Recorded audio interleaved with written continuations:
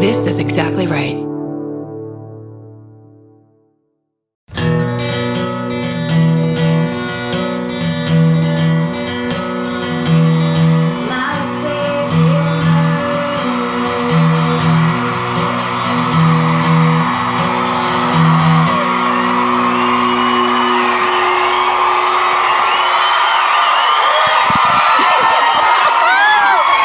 What's up, Denver?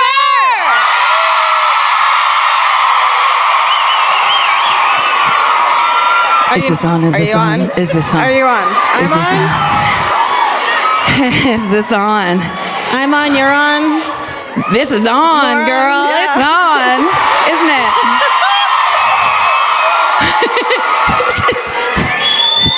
Is this the fucking Super Bowl? What's happening? What's happening? Shit. Take us off camera 3 and 4, please. Truly. No, wait. Is this fucking WrestleMania or what? Or what? That's right. Or cross-promoting to other interests. That's right. There's other interests in the world. That's where my husband is right now, WrestleMania. That's right. Yeah. He fucking ditched us. No, it's fine. He's got to live his life. Yeah. What, for 1 weekend a year? You're so generous that way. I am. It's nice. Wait, we should say. Oh my God, look at these. It's a giant Elvis head and a giant Frank George head. Oh my God. It's all right. But she's really disappointed in you. I have to live with a pet who stares at me like, why can't you just feed me? Why can't you walk me again? Why can't I get under the covers in your bed? These were delivered to us backstage. But we didn't make them ourselves. That would be really weird. That would be so awesome. I'd be like, have you finished your head? We are leaving tomorrow. Yeah. Georgia, I'm not telling you again. You can't check it on the plane. You have to get there an hour early so you can... We bought these seats on the plane. They wore seatbelts. Yeah, if you can bring your emotional support puppy, I'm allowed to bring my emotional support giant cardboard cutout of my cat's head. My pet is the least emotionally supportive animal or being on this planet. Oh, mine is. There's been times where, like, you know when you're like, oh, I bet you my pet knows how I feel, knows my feelings. There's been times when, like, things have happened, I'd be like in the kitchen crying, like leaning against the counter, like, oh fuck. And George literally walks through like, treats? You're standing by the treat thing. If you're there and crying, you might as well grab me a treat. Maybe I want to defend her for a minute. Okay. Maybe she's like, you know what you should try? Treats. It always makes me feel better. You know what? If you're sad right now, I see you bawling right by the treats. Try it. I think it's very clear that I enjoy my fucking treats. That's just the truth. Oh, thank you. I thank you, and my Spanx thank you. So these say on the back, we made these for the show, but giant animal heads aren't allowed. I guess you. You know the rules. Can have them. Oh, thanks. Oh, thanks. Oh, this is kind of debris that you brought in, and it was gonna get thrown in the dumpster, and they're like, maybe they'll like them. Mine says, security took these from us, and then there's like a weird drawing of what kind of looks like a Pac-Man ghost. And a talking bubble, and then there's an arrow and it says, that's a broken heart, but I'm drunk. That's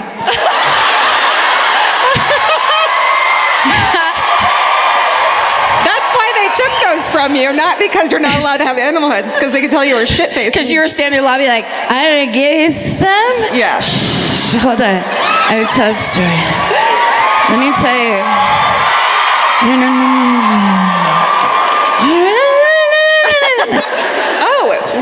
This is by Ben Nyers, by the way. Thank you, Ben, for making us that. Salidi, I can't read your name. Salid? Sweetie? Oh, yeah. Thank you. I'm sorry, I can't read your name. The Loge is being represented. Is that what that area is called? We wouldn't have been able to see it anyways. Section double F 25. Yes. Thanks, guys. Now what the fuck do we do with these? I don't know. Okay. Get him on Okay. there? Okay, yeah. Let's put You're him right not in the drunk, front. are you? Okay. Thank you. Thank you. We want these back. We won't Thank leave you. them. Speaking of drunk secrets, I just remembered last night when we were getting back to the hotel, we fucking literally ran into a person that was drunk Karen. It was amazing. her name was Kate. Yeah. And but here's the thing, she was repping. It wasn't sloppy. It was very pulled together. Her outfit looked, stop it. I'm saying on the slop scale, including the fact that we walked by there, because we were just walking in back into the lobby, and she looks and goes, "You too." That's how the conversation started. And she was like this adorable 23-year-old, and there was a bachelorette party. It was a bachelor fucking party. Her outfit like covered her vagina and her nipples, and like that was it. And I was like, it was actually the fact that she was drunk and you couldn't see anything obscene. It was like, great. Is what I'm saying. Yeah, you're right. She had it pulled drunkenly together, which is the kind I like, where she's having a conversation with you. Like, we had a fun, active conversation. Yeah, she was great. And then we were like, bye laters. And then she walked away. I was like, I think it, blah, blah. Like, she was able to hold it for us. And then when she turned to her insanely shit-faced, drunken bachelorette party friends who were holding the elevator so they could take pictures of themselves inside an elevator. And we were about to go in the other room. We were like, we'll wait a minute, and noped out of there. We were like, circle up, we need a team meeting so we don't have to go into that elevator with those drunk girls. Kate literally goes, I have a secret to tell you. I swear to God, Yes. I have a secret. And the secret was that her friends at work had been bragging that they were going to the My Favorite Murder show that night. She took a photo of it, and she's like, I'm going to show those fuckers. And I bet you this morning she was like, looked at her phone and was like, what the fuck? How did that happen? I bet she didn't remember. She's like, who is walking around Phoenix with cardboard cutouts of those two? Those two. I like it when, here's my favorite thing, you don't have to abide by these rules in any way, but if you want to, I like it if you talk to me like we just were talking 2 minutes ago and now we're talking a little bit more. That's the most natural way to talk to a stranger. That isn't like, you don't go like, ugh, or go like, okay, check your wallet, make sure everything's fine. It's just someone that's like, oh my God, you're already in the party. We're now, I always like, do we have to go to this bachelorette party now? Yeah. Did we just make permanent friends with Kate in that way? Where now we're in this till the bitter end. She was like, they're going to be mad that we're missing this bachelorette party. And I think I went, they're going to get divorced anyway. I mean, this girl was so young, you guys. Wait till you're 49 to get married, at least. Then, is that what you said? I don't know. Or were you trying to do a Steven call out? Oh. I don't know. Steven. He's not here. What about this? We have another giant thing. Guys. Denver. You're all about giant shit. Denver. There's a theme, and we like it. Here we go. Hold on. 2. One and I 2. pull in. You pull off. 3 and 4. We've got it. Shimmy, shimmy, shimmy. Okay. We unroll. Is this the top? Yes. Look, it's a great thing, but we've also always wanted to be able to hold one of these. Ready? A giant check. It's a that giant. The Denver Murderinos. Look what you guys did. Amazing. $3,800 you guys collected for Safe House Denver. Actually, $4,000. Actually, $4,000. $4,000, you guys. That's incredible. Amazing. It's made out to the Bank of SSDGM, and it says, "Stay saved and do God's mission." Amen. Amen. And then the memo. And the memo says, "Hi, Mimi." Hi, Mimi. Oh no! What if this is really their check number? Oops. Yep. What if they put their check number on accident on the everyone's actual already check? taken a picture of it, Write and it they're down. withdrawing from that checking account. Good job, Denver Murderinos. Thank you, Denver Murderinos. Way to go. You're also really good at making giant checks, and we're good at holding them. We're going to walk into Chase Bank tomorrow with that and demand they cash it. We saw that when we unrolled that. I got a little, it made me choke up a little bit, but all things considered, I also choked up because I read an article about Loretta Lynn's 40th or 50th anniversary in show business. And I was like, God damn, she's been doing it for so long. And she was telling me about it as I was putting my makeup on, and I look up and I went, you're crying. Like, telling me about it, she was crying. And then you unraveled the check and started crying again. It was kind of a disaster backstage. Look. And I was like, I'm on drugs. I was going to say, you should try a treat, but you already got those. No, that's the last thing I fucking need right now. I was just very moved because Amanda Shires, this is very sidebar-y, but Amanda Shires and Brandy Carlisle and two other women, they did for Loretta Lynn, they got together as like kind of a super group and did a bunch of her covers in front of her for her, and it was the first time they'd ever performed. Beautiful. As a band. And they fucking apparently knocked it out of the park. None of this is relevant or interesting to you, but it made me cry. And everything is therapy to me, so shut up. Speaking of, this is my favorite murder, the podcast. Oh, hi. Thanks. This is Karen Kilgariff. This is Georgia Hardstark. Thank you. Wow. Do you want to talk about your outfit at all, or tell us stuff? Let us hear that. Oh, yeah. This old thing? What did you call those shoes last night? Oh, these are my old nun shoes. Full nun shoes. My evil nun shoes. These are the kind of shoes that in the 90s I would wear them. My Aunt Ping would say, oh, are those your orthopedic shoes? You got your something wrong with your feet? I'm like, no, I'm cool. Shut up. I don't know what to say except for that I got this because I have to wear things other than pajamas all day in public because of trout face. I was like, every piece of clothing I find is the worst. And my friend's like, just let me recommend some stylists, because it was what she did for a living. And I got a Dell stylist. Not a stylist from a Dell computer, a Dell's. Because it kind of sounded like that. Yeah, she designed a silver box laptop that weighed like 22 pounds in 1997. No. So she got me all these dresses, and this one is from a brand called Eloquy, who gave it to me for free. Yes. How about your beautiful dress? My dress and my shoes and my toe bandage.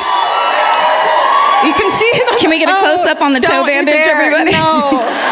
I'm going to get in so much trouble from I just took the bandage off myself, and I'm this close to taking the stitches out myself. Do what is not. wrong with me?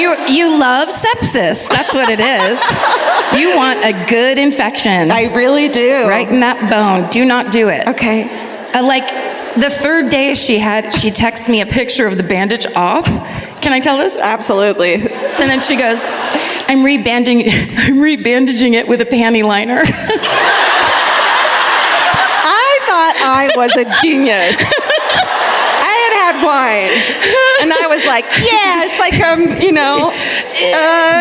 the field, and like fucking. You're like MASH. It's like triage. Yeah, that. I felt like such a feminist. And it is clean. It's clean, and it wasn't scented, so it's not like it has all these chemicals. Good. Yes. Great. Promo code murder. The darn thing's got wings. The darn thing's got wings. Somebody, because of that reference, somebody fucking sent us. Found it? It was a reel of basically tampon commercials from the 80s, and it's one of the funniest things of all time. We should start playing that before our shows, just on the video. Yes. Of just hand after hand pouring blue liquid onto a maxi pad. Just over. Why? Women being told they can play fucking tennis in a giant pad. Ride a horse. Bleed all over. A horse is back. It's what they say in the commercial. It wasn't my idea. I wish they would do a real commercial where it's like, you get to lay around all you fucking want in this giant pad. There's no blue liquid involved, but you might cry about Loretta Lynn. Get ready. Get ready. The truth about periods. We're bringing it across the nation. We got to come out with our own tampons that are just like slop around. Wear this on the outside type of shit. No. Stop it. So we would never do that. Please think of the men in the audience tonight. Please. For once in your lives, For once, ladies. will you, this podcast, please consider how disgusting you are. Should we sit down? Is it time? I guess. Okay. Oh. Thanks. Yes, look at that. Yeah. How about these bad boys? Reminds me of my days up in the bar. The usual, which is anything. It doesn't matter. Pour it all into one glass. It tastes the same to me. It's called a Long Island iced tea. It's called I Started at 3. Try to beat me. You're the bartender. What are we doing? Karen. Okay. We also, I mean, not to tell you every single private thing about us, but we also did split a 4-hour energy shot. I've never... No. It's 5 not hour? It's not an off-brand version of my life. Is it a 7-hour energy shot? It is now. I can't handle We it. drank 1.5. Anyway, it's 5. Just a hours. 5-hour. Yeah. Okay. Oh God, we should start an off-brand one called 4-hour energy. 4 hours. Like, We're like, it's a little bit chiller, yeah. but it'll get you through that test. I've Yes. never had it before. Oh, get ready. And it was, well, I feel like I am. And that's the problem, is that there is this kind of feeling of like, it's like the roller coaster starting. Yeah. But we're not moving, right? We're not. Well, we're in high altitude, so maybe that was a mistake. Oh, yeah. I said that right after I took a sip of it. But I was like, well, too late now. Well, there you go. We were in the back seat on the way over here, and I was like, look what I have in my purse. And I was like, let's do it before. And it sounded like I was trying to get Karen to do meth. She goes, let's do it before the show. And I was like, I've never done it And I was like, before. oh, it's great. It's the best. And I'm sure our driver went, it's 5-hour energy. Like, I just didn't want our driver to think we were talking about meth. We're old and boring. Yeah. Anyway, meth is making a comeback, everybody. And It's for tonight's the fun night. and young people. it went away for a while, remember? No, you don't, because it hasn't. Do you want to tell everyone about what? I can't. Sorry. put that.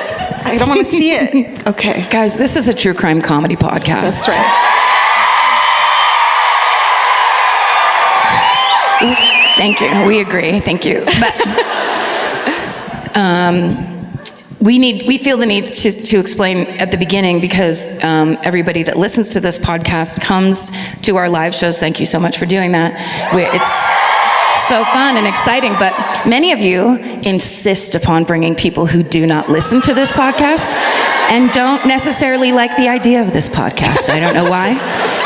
It seems rude. It seems like you need to go to therapy, but on your own time, to those people, we call you drag-alongs, and we just want to tell you that if you are offended by the idea of true crime and comedy going together, we understand, because those two things, the worst thing that could happen to somebody and comedy, do not belong together. It's not appropriate, and we don't think it's appropriate. We don't think murder is funny. We just think we're funny. And we like to have fun, and the way we process the thing that we're obsessed with, because we've both been obsessed with true crime since we were like 12 years old, and we like to look at the worst things in the world and try to see if we can cope with them. But a lot of the ways we cope with them is through comedy and humor. And so if that offends you, we invite you cordially to get the fuck out right now. Be our guest. Your friend will meet you in the lobby by the merch table afterwards. If you could go get us 4 more 5-hour energy drinks. 4 of the 5. I feel very hot right now. Did you? Uh-oh. Feel my neck. Am I really hot? Oh shit, you're having an iron rush. This is stage 1, man. Just when I stopped Did wearing. you see that dragon? I just stopped wearing antiperspirant, and this is a bad time to do that. You're going straight deodorant or none at all? Straight deodorant, I would never offend anyone that way by doing none. Is it pretty bad? I love it, but Wait, your own body odor or the deodorant? my own body odor. Okay. Yeah. No, that makes sense. You know. You made it. I made it. Be proud. It's beautiful. It's me. I just happen to smell like fucking lavender all the time. Okay, sorry. I'm sorry all the girls at school hate me. It's not my fault. With America's #1 meal kit, HelloFresh, you'll get easy, seasonal recipes and pre-measured ingredients delivered right to your door. All you have to do is cook and enjoy. HelloFresh makes cooking delicious meals at home a reality.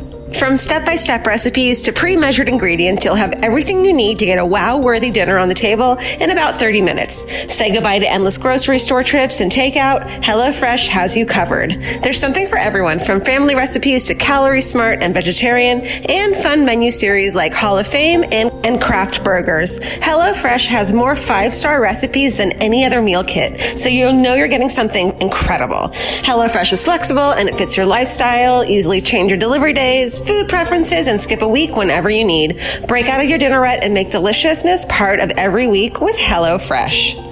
I love that even though HelloFresh is super easy and they make it really basic and straightforward, you still feel like you're cooking this incredible home-cooked dinner, and that makes me feel good about myself. And that instead of just ordering takeout, I'm actually making something and preparing something at home, and it feels good. So for $80 off your first month of HelloFresh, go to HelloFresh.com/murder80 and enter murder80. It's like receiving 8 meals for free, only at HelloFresh.com/murder80, promo code murder80. Go buy. I think you're first tonight. Woo!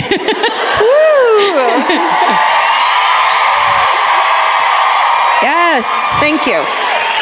Denver, you guys are so good to us. you're #1, truly.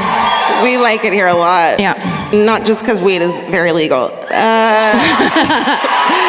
I'm going to do the kidnapping of Adolf Coors III. Oh, yeah. This is one of those things that you're like, I've heard about something about a beer and a kidnapping, and you didn't really know if you're not from here. But now I know. And you do too, but I'm going to tell you anyways. That's what it's all about on this show. I'm going to retell you the story you know, worse than you heard it the first time. Let's see what happens. That's right. Catch the mistakes. And don't tell me, though. I don't want to hear the mistakes. No, of course not. Okay. Oh, I got a lot of information from a Forensic Files episode. And there's a Denver Post article by Kevin Vaughn that's really great, too. So, man, I took some notes. I forgot to write them down. Okay. Oh, okay.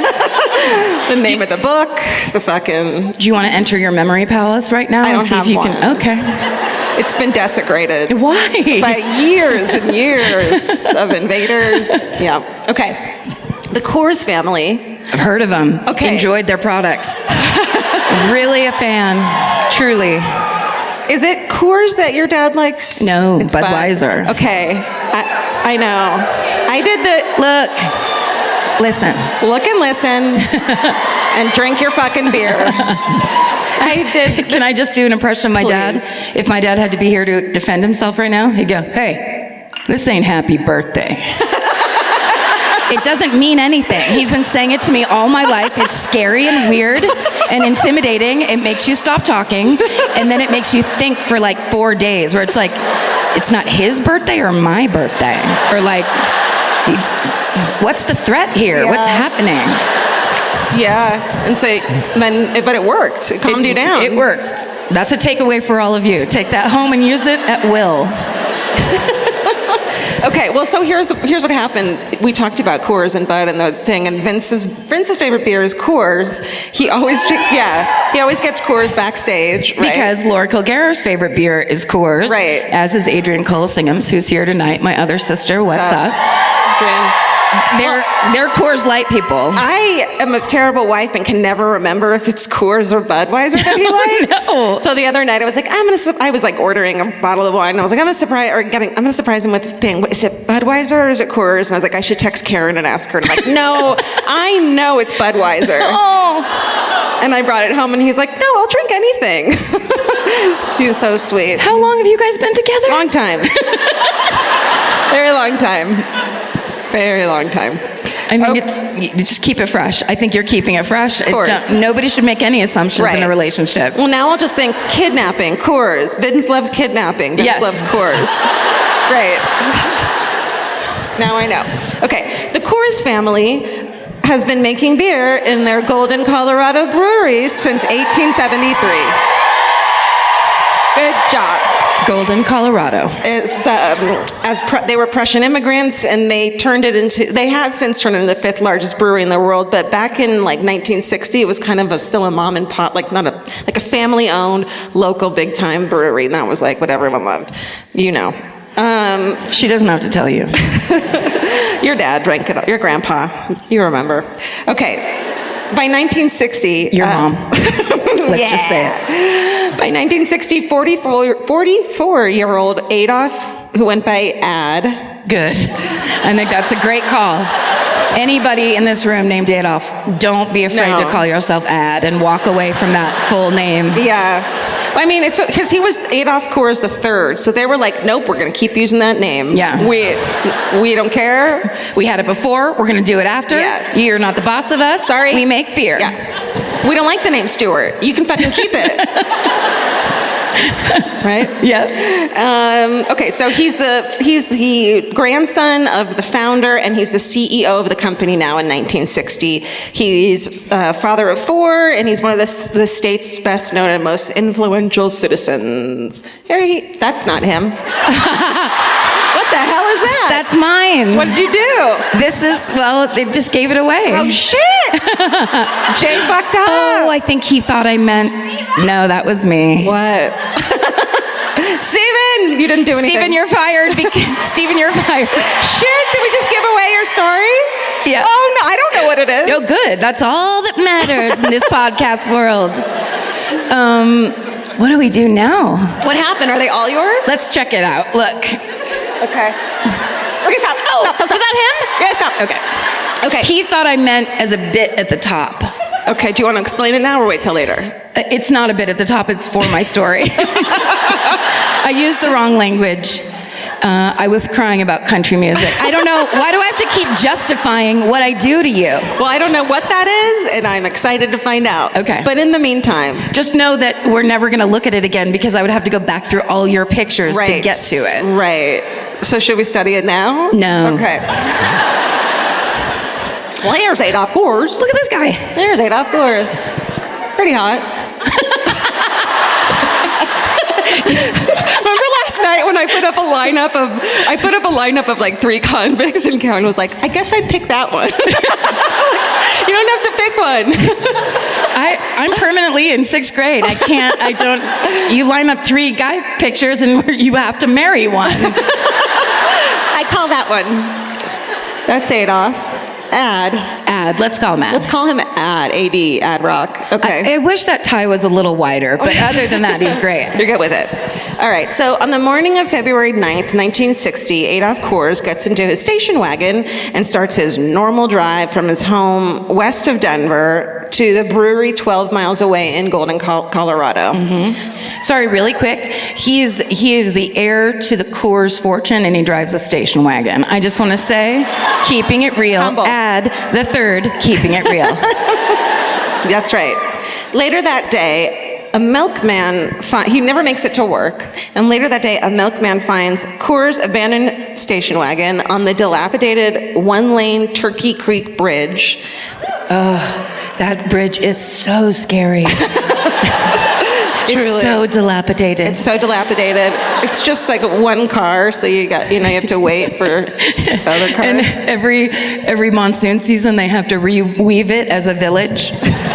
Sorry, I've been watching a lot of National Geographic lately. Okay. So they find the car and the engine still running and the radio's on. When investigators arrive, they find a large blood stain in the dirt, and in the creek below, they find a lens from Adolf Coors' glasses and 2 hats. One is his baseball cap. He's also wearing a baseball cap. It's so down to earth. Oh. I know. And a pipe? I don't know. And whistling? Okay. And they also find a brown fedora, a mysterious brown fedora. When are brown fedoras not mysterious? True. Could he have been wearing the baseball hat over the fedora? Like, I'm going to go to work today and change it up at lunch and freak everybody out? Like, was he a fun-loving Coors? Maybe he was like, I'm going to show them that I wear a lot of different hats in this business, in this company. And he has to hold his finger exactly like this. I'm going to show him. Get ready for this, guys. It's a play on words about the thing I put on intentionally. The worst kind of comedy. Okay, so the sheriff's department issued an all-points bulletin for Adolf Coors, but no one reports seeing him. And the next morning, his wife receives a typed letter in the mail, and it's a ransom note that reads, "Mrs. Coors, your husband has been kidnapped. His car is by Turkey Creek." We know. Call the police or FBI, he dies. Cooperate, he lives. Doesn't it sound like the John Benet Ramsey? Yeah, it does. It's creepy. We have no desire to commit murder. All that we want is, here's my emphasis, that money. Yeah, all we want is that money. Deliver immediately after receiving call. Any delay will be regarded as a stall to set up a stakeout. If you follow the instructions, he will be released unharmed within 48 hours after the money is received. So, the letter's unsigned. The kidnapper's demand is $500,000 for Coors' safe return. And it instructs Mrs. Coors to take out a classified ad for a tractor in the Denver Post. And that's how he'll know that she received it. And she's like, let's do it. For, like, to sell a tractor? Yeah, like a trickaroo. You know. Sure. Does that make sense? Yes. Sorry, that was the kidnapper's idea? Like, The kidnapper was like, so I know you get this, put an ad for a tractor. And don't put, I'm the... Hey, kidnapper. picture of a tractor, please return my husband. Yeah. Don't do that No, part. it's like, be cool, be cool, be cool. Yeah. Be cool. Be cool like tractors are cool. Okay, Yeah. great. Got it. Be cool. Yes. So okay. After the kidnapping and murder of the Lindbergh baby back in 1932. Oh, you don't have to tell me. I know that. I mean. Did I get you wet? I'm sorry. No. Okay, that's what these are Oh, we for. each have our own towel. I know, I took yours. I'm sorry. Great. It's like Okay. Rocky.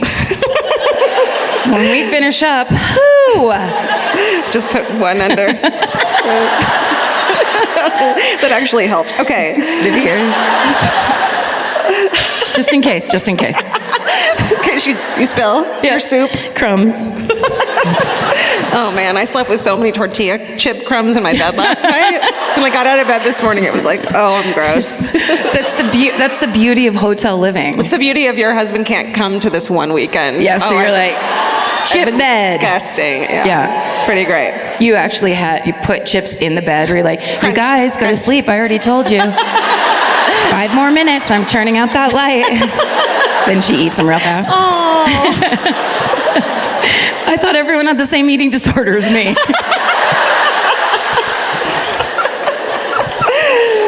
We do. Anthropomorphize your Tostitos with me. That's your new book. Sorry, I'm not talking anymore, and you are talking. I love 17-hour energy drinks. Promo code murder! Promo code! Call us. 5-hour energy.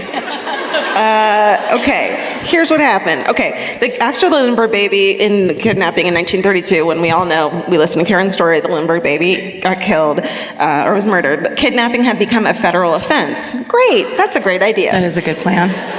So since then, Adolf Coors Jr., Adolf the Three's father, Yeah. so Jr. called Three's father. 2. Oops. Okay. He calls up his best buddy, because remember, they're rich white men, J. Edgar Hoover, Ooh. personally. Okay. And he's like, yo, can you help me out, bro? And he's like, hold on, let me take my slip off really quick. Oh. I'm not kink shaming. I wish he had done it more, and then he would have been less of a weird creep. So the FBI, of course, sweeps right in. They take over the investigation. The Coors family tells the investigators that they'll do fucking anything to get their husband and father home safely. The family's worth millions, so money's not an issue. Let's fucking do this. They get the ransom money together, and they buy the weird tractor ad that we don't really understand. And they wait by the telephone for instructions on where to deliver it, but the kidnapper never contacts them again. So That's not fair. no. I wonder, yeah, that's not cool. The FBI's document and analysis study the typed ransom note. Okay, they study the typed ransom note, and they dust it for fingerprints. They don't find any, and they do the whole thing that we all know they do now, which is look for weird type thingies and be like, what manufacturer of typewriter is this? Let's go back and see who bought those in the past 2 months and stuff. Stuff we know, but like in 1960, I think that wasn't so common. So they find, and they also know that there's no typos or messed up keystrokes. So they're like, this person's smart. So. Or a secretary. Right. So they figure out the typewriter is from a manufacturer called Royalite Printable Typewriters. It's sold widely in department stores and other outlets throughout the U.S. They start looking for the typewriter to match with this description. And meanwhile, they have a couple other leads to pursue. The most promising is one from a man who had seen a car parked near the kidnapping site on the day of the kidnapping. This dude had been near your favorite bridge, Turkey Creek Bridge. Oh, I can't even think about it. Don't cry. She's crying. Dilapidated one way. So here's what he was doing out there. He was guarding his mines. Yeah, guarding his mines. He was a miner, and he was guarding his mines. Oh, I've actually this is a really obscure photo I found of him. Wait, that's the ransom note. He's really thin. I was able I was able to find this really obscure photo of him. Remember when I started Remember in the airport this morning when I started cracking up and hitting my laptop from you and going, don't look, don't look, don't look. And you're like, what's wrong with you? And I'm like, nothing. It's because of this guy. I try to tell Georgia over and over, like when I don't have my glasses on, you could hold up the entire story and I wouldn't be able to read it. And still, anytime she's got something like this going, she's like, don't look! Don't look! I don't want to ruin a surprise. They don't work. You're safe. So he's guarding his mine, as you do. Well, you want to talk about him some more? Well, no, I was just is that from like a Sugar Corn Pops box or I something? Think it's like a Shutterstock. Help the miner to find Alfred Coors Yeah, I'm the sure third. it's illegal for me to have this. Yeah. And use it. And make shirts of it? But you mean our new merch? Our new merch? That's how they went broke. They got sued up the ass. They got sued by that little fucking miner. But sorry, can I just ask, who was protecting his mines? He was. Who's he? The miner. I know. Wait, what? Oh no. But where did the miner come from in the story? He's under the bridge? Yeah, he's like near the bridge. He's in and of the bridge and the area surrounding the bridge. Okay. There's probably a mine right there, and he's there that day. Okay. Maybe there was a threat going on. I don't know. Maybe it was coyotes. I don't know. A coyote typed up a letter to the miner. You better watch that fucking mine. Yeah, I want to add it for a tractor. Okay. So this dude had been hanging out there. Okay. Protecting his goddamn mines. With a big smile on his face. And he saw a car there. It was an early 1950s model of a Mercury sedan that was like bright yellow. And he had remembered part of the license plate because he was paranoid and fucking thought it was someone coming to disturb his mines. Sorry, but it's 1960 something, right? Yeah, 60. I mean, I'm sorry, isn't being a miner kind of old-fashioned? Is he like a time traveler? It doesn't make sense. He would get angry when people would come to disturb his mines.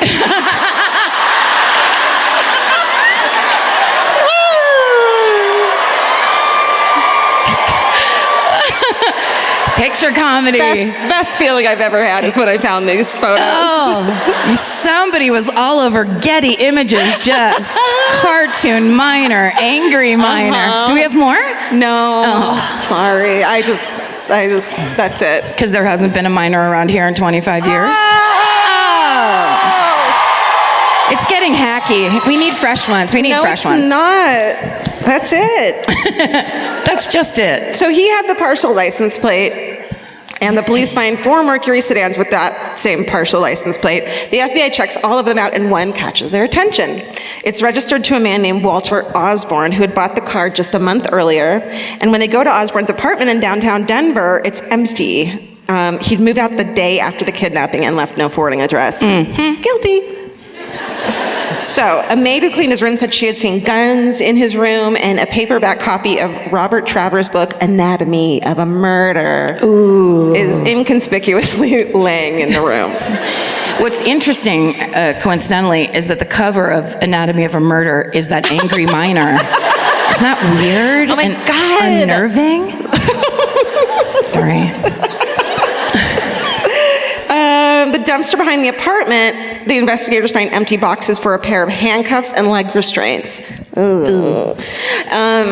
Agents dust the room for prints, and when they find prints, and when they run them, 1960s style, so I don't know how and where. They had 8 other prints to check them against. Yeah.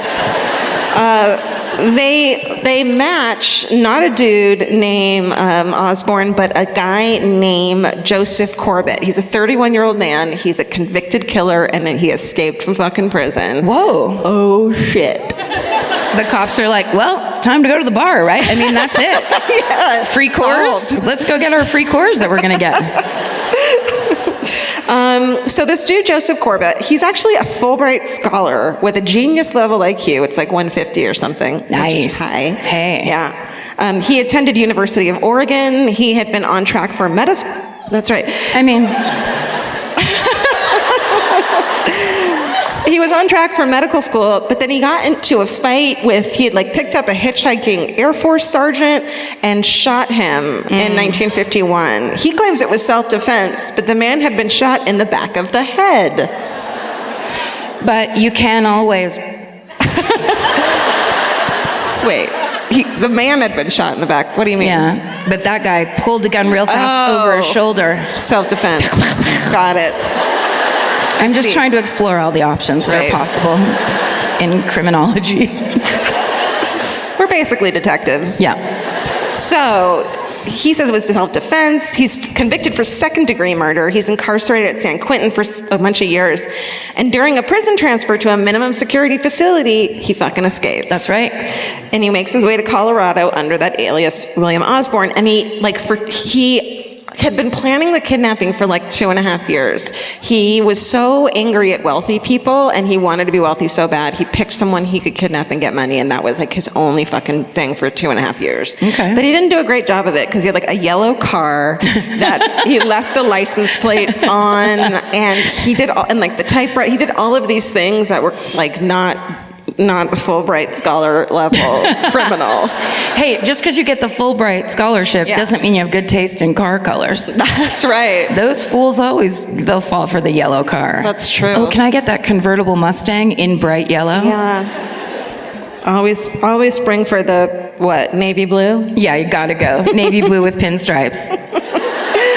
So the landlord at the apartment identifies Corbett through his mugshot, and the man who rented the apartment. And a resident at Corbett's rooming house tells the FBI he often heard Corbett typing late into the night, which was like I bet a lot of people did back then. But also like I had a neighbor who typed all the time, and it was the most fucking annoying thing in the world. You're like, stop being a fucking hipster and get a laptop and stop clonking away on your fucking typewriter. You fucking hipster douchebag. Yeah. Yeah. You know? Oh, sorry if you type right. Listen, if you type right, not past 10 o'clock, please. All right? Yeah, control your passions. You know what I mean? It's like, that's why the movie Atonement bugged me so much, because like 11 minutes in, I was just like, someone cut the typing right now. And that was like the theme throughout the whole thing. Clink, clink, clink, clink, clink, clink. It's not good. It's not pleasant. No. Okay, so, and then so they find the typewriter, they find the person who bought it, and he's like, yep, that's him, he bought it with cash. He gets fingered for it. It's totally him. So the FBI puts out an all-points bulletin for Joseph Corbett's 1951 Mercury sedan, bright fucking yellow. Mm-hmm. 8 days later, 1,700... The typewriter spray painted on the top. Shit, that could have been great. It's a Mercury Cougar. Yeah. And then someone has taken spray paint of some kind. Yeah. Whether it's spray or air, it's none of my business. And painted a typewriter on the hood of a car is my joke. No, well, don't. No. I don't have that. Getty Images number 5. Yes. And so 1,700 miles away, 8 days later in New Jersey, in Atlantic City, police find the yellow car burning in a dump. Oh. Yeah, and the interior is pretty destroyed, and there aren't any license plates on it. He finally figured out to take off the fucking license plate. But the serial number, of course, identifies the car as belonging to Walter Osborne, a.k.a. Joseph Corbett. So investigators, now it's 1960, remember, and so they find 4 layers of soil on the car's undercarriage, and they, because he's rich and white, they investigate further. Hold on. No, Okay. you deserve a swig of that water Thank for you. that comment. It's vodka. Yeah. Okay. So they test the fucking soil in 1960, which is it seems like such a modern thing to do. And the most recent soil samples is obviously from New Jersey. The second layer is from a drive across the country. The oldest one, number 4 or number 1, I guess. That sample is obviously from the Turkey Creek Bridge near Coors Ranch. They can tell it's all like the same. But then they take a soil sample from the third one, and it's okay. Listen, I'm going to read. Soil sample on top of the shale is from the area where Corbett took Adolf Coors after the abduction. That's what they are hypothesizing. And there's all this granite flecked with pink feldspar, and they can, Yes. you know what I mean? Yes, I do. That's a great indicator. Yep, yeah. The feldspar's there. We know, we're from Denver. We've got the feldspar, everybody. It's there. The FBI agents take 612 samples of dirt and soil from the Denver and surrounding areas, hoping to find a match, and they find it similar to Pikes Peak granite. You guys love granite. But that Pikes Peak is amazing granite. It will fuck you up. You know that's the name of a strain, right? Pikes Peak granite, it better be. Yeah.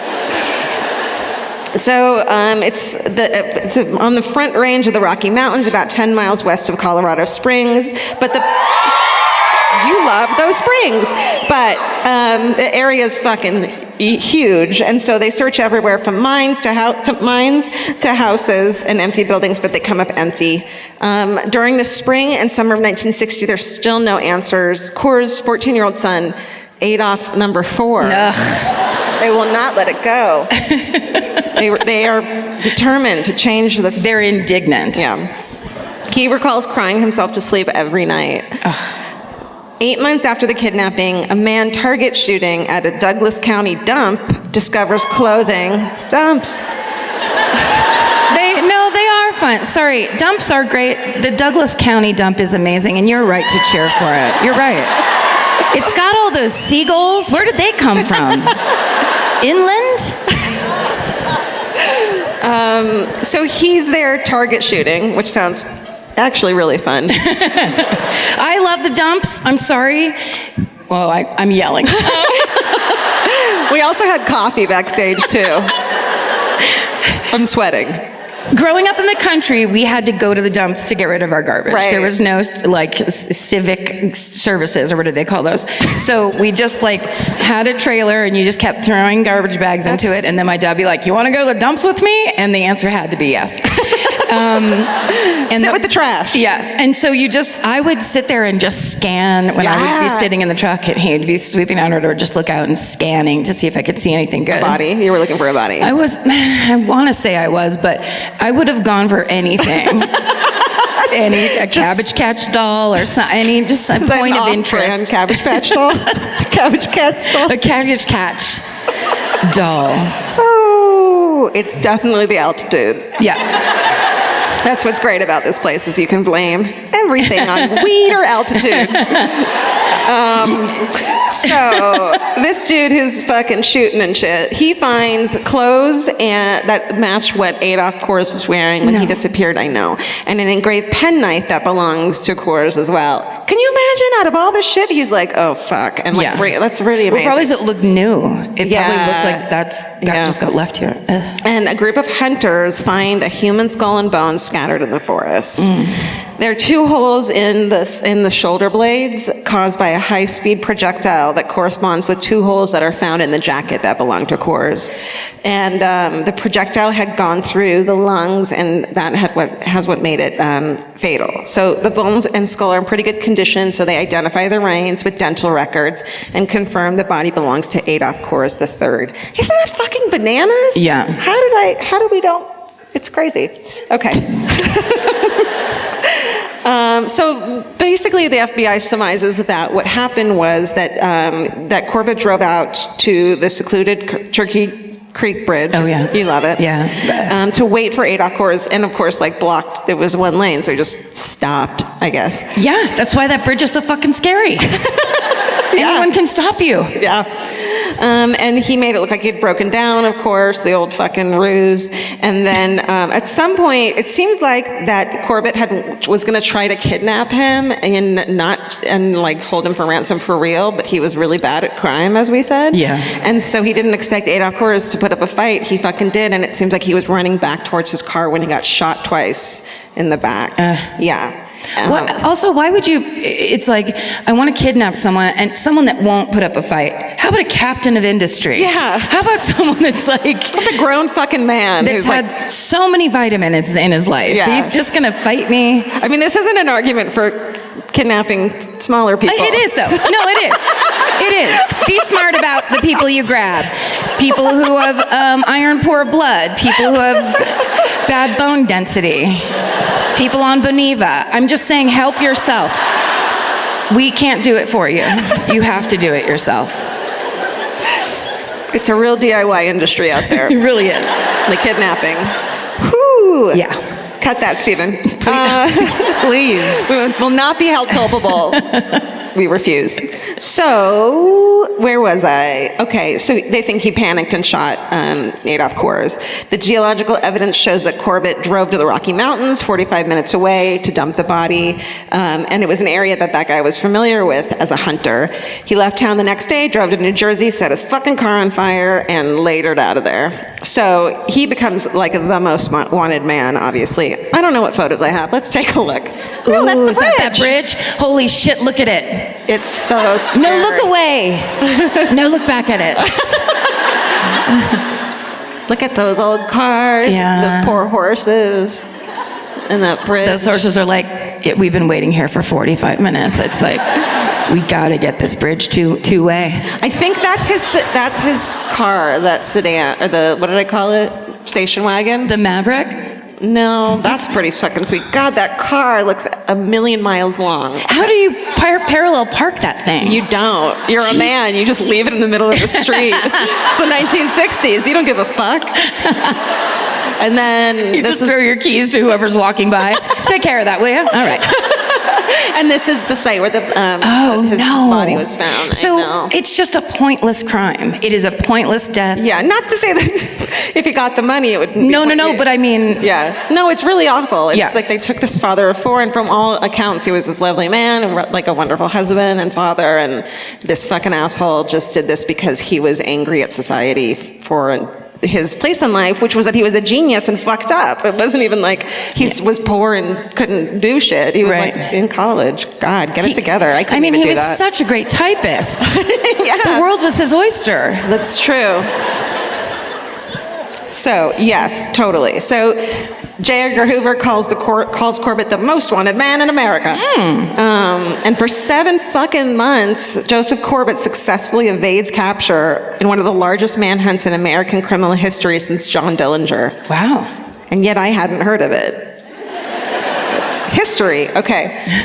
Finally, a woman in Vancouver, Canada, sees the U.S. press reports and calls the FBI, saying that a man matching his description is living in her apartment building. And she's like, I'm going to go stay in a hotel for a while. Did she? I don't know, probably. I would. Either that or she'd be like, don't worry, I'll watch his door for you. Yeah. She's one of 2 kind of people. She just has a gun pointed at it. I got it covered. Yeah. I love her. When the arrest is made in Vancouver, Corbett says, I'm your man. I'm not armed. I surrender. And they shoot him twice in the back. That's wrong. During the trial, 23 FBI agents, 5 lab examiners, and a fingerprint expert testify for the prosecution. That means you're fucked. Joseph Corbett, of course, pleads not guilty. But on March 19, 1961, he's convicted of kidnapping and murder and sentenced to life in prison. No. You guys are learning, finally. There's barely even one. I know. There's 2 hoots at the most. No. I just yelled at you. So here's what you guys do. In Colorado law, I don't know if it's still happening or what, but there can't be a death penalty case unless there's an eyewitness or a confession. So this case doesn't have either, so he doesn't receive the death penalty. And he just gets life. There's a bunch of lawyers start talking very loudly right now about how that law Objection. sits. Actually, the way it is now is what... Tell us after. Yeah, or don't.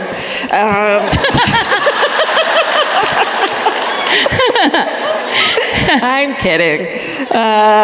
So he gets life in prison, which we know means 19 years in prison. Yeah. He's paroled in July of 1979 after serving 19 years. Wow. Yeah. I know. He finds work in a manufacturing plant in Denver and then as a truck driver for the Salvation Army, and he just like becomes a fucking recluse and like doesn't talk to people. But it seems like he might have been that way already. Like there might have been something going on that he was this weird person who couldn't like exist in society. Yeah, like kidnapping. It's safe to say that. Yeah. As evidence of that. So reporters try to get him to tell his side of the story. They're fucking so hungry for his story. He refuses until 1996. He finally talks to a pair of Denver Post reporters, and he tells them all about his childhood fascination with the Lindbergh baby kidnapping. Oh. And it happened when he was a kid, and he like couldn't stop reading about it. He was obsessed with it. And that's weird. God, that's wrong and weird. Shouldn't do that. Oh, right. What a freak. And then he denies his involvement in the Coors murder. He continues to say he didn't do it. Yes. Like, then don't talk about the Lindbergh baby, dude. Like, come on. You just don't sound. He claims he's innocent. On August 24th, 2009, what's that, 10 years ago? The manager at the Royal Chateau Apartments, which is college, I wrote this all in an email that I meant to fucking write down. College Village? No. It's right in College Village. You know where that Paquito Moss is? Do you have that here? Chipotle? Shit. Yes. What's national? Not Chipotle. What's... at the Royal Chateau Apartments, where the now 80-year-old reclusive Joseph Corbett lived for more than 25 years, his body is discovered in his bed. He had shot himself in the head. He's 80 years old. Jesus. I know. And he didn't leave a note, and no one came to claim his body. Isn't that crazy? So the murder of Adolf Coors, do I have one? Oh, I think I have a photo of him that I forgot. There he is. Oh. Okay. What do you think? Thoughts, feelings? There we go. More? No, I can't think of anything, and that's a bad sign for me. The murder of Adolf Coors is one of the first high-profile cases in this country where soil evidence was critical to the prosecution of the case, and the kidnapping and murder is one of the most notorious crimes in Colorado history, and that is the kidnapping of Adolf Coors. Wow, that's great. Thank you. That was great.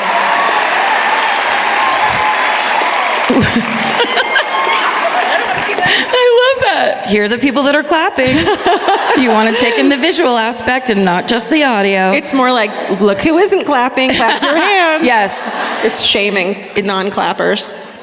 I see you. I'm pretty sure I saw a guy sleeping in the front row yesterday at the show. I hope so. I swear, then I kind of looked at him, and then I look back, and he's up, but I think his wife had fucking elbowed him in the neck.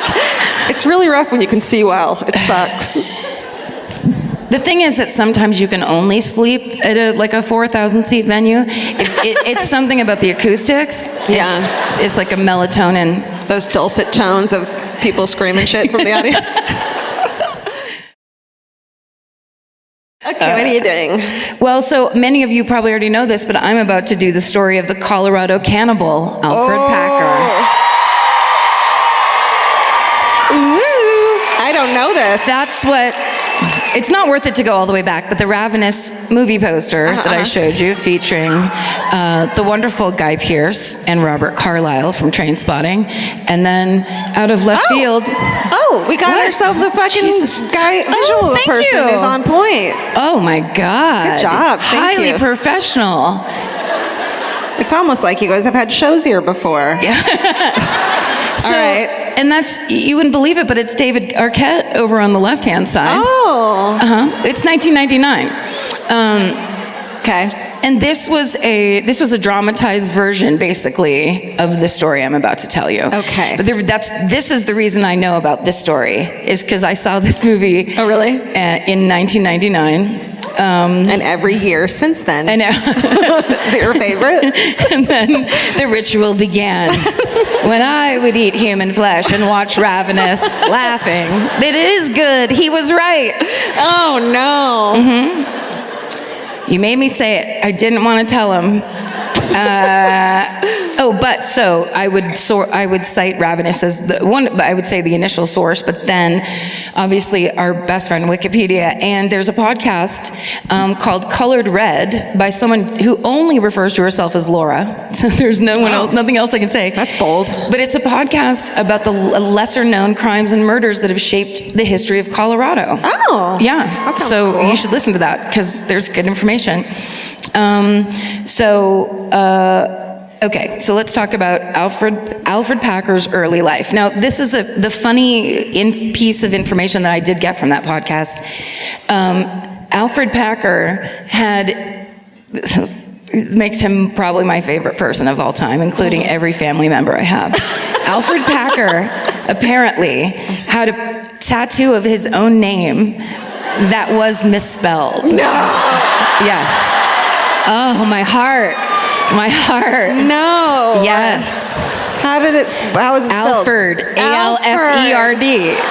Shit. So oftentimes in articles, he's called Alfred Packer. Oh, wow. But they're like, his name was Alfred Packer, but then people are like, No, that's not what that says, you idiot. He's the one that said it.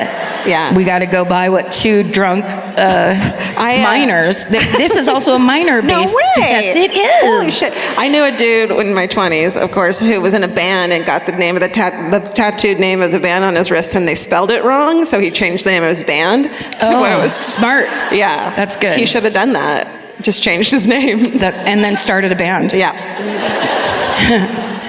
Okay. So Alfred Packer was born on January 21st, 1842 in Pennsylvania to James and Esther Packer.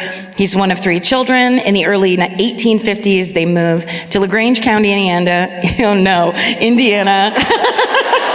so that the dad can become a cabinet maker. And then it said, as a teenager, Alfred fought with his parents and ended up moving out on his own to Minnesota, which is such an act of rebellion.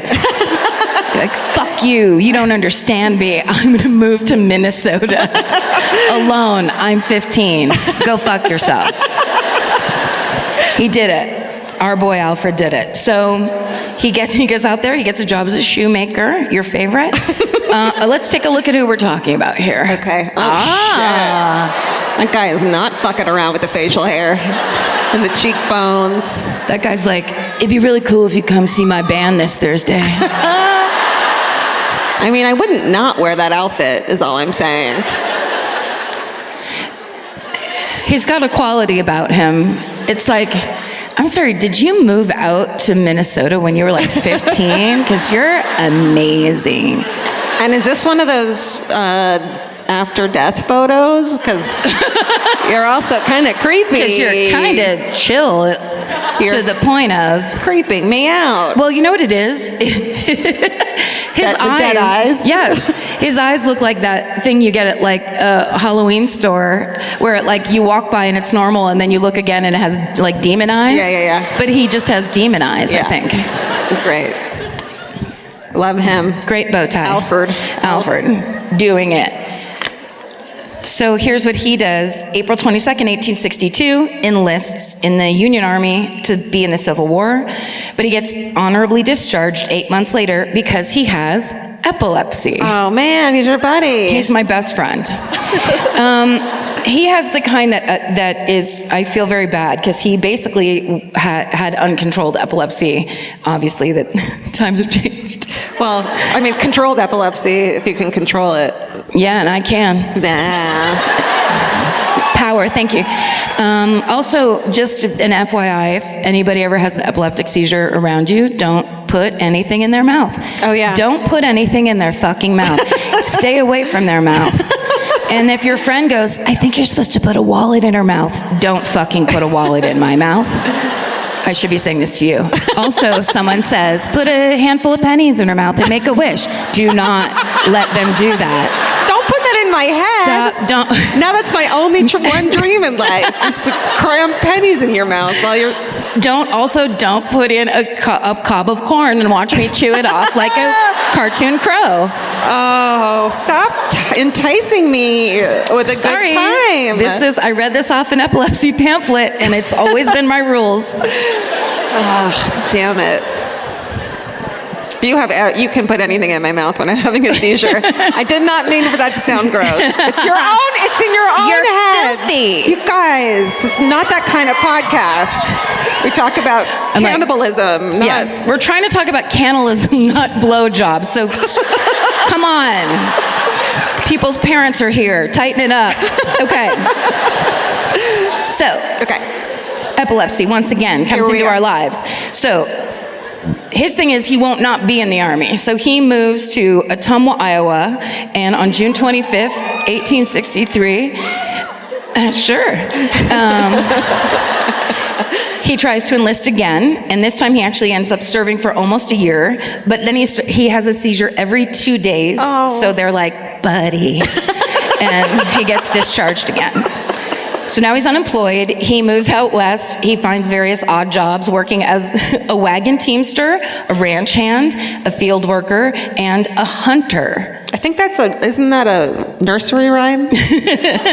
All 4 of them are in a boat going down a river. Okay.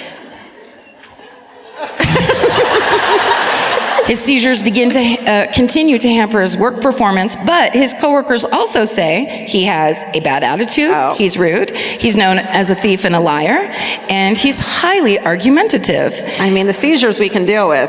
Don't be a dick. Just, yeah. You know? Now we're going to stick all kinds of shit in your mouth when you're having a seizure, as you deserve it. Yeah. That's why you gotta zip the lip. All right. So part of that, the reason he moved from job to job is because people were just like, get this asshole out of here. And then they would. Okay, wait. And for example of that, here's another look he has. Oh, God. You're working with this guy, and he's just like, that's not how you do it. And you're like, we need to get rid of this guy. I'm not kidding. This fucking hat, I can't look at it one more day.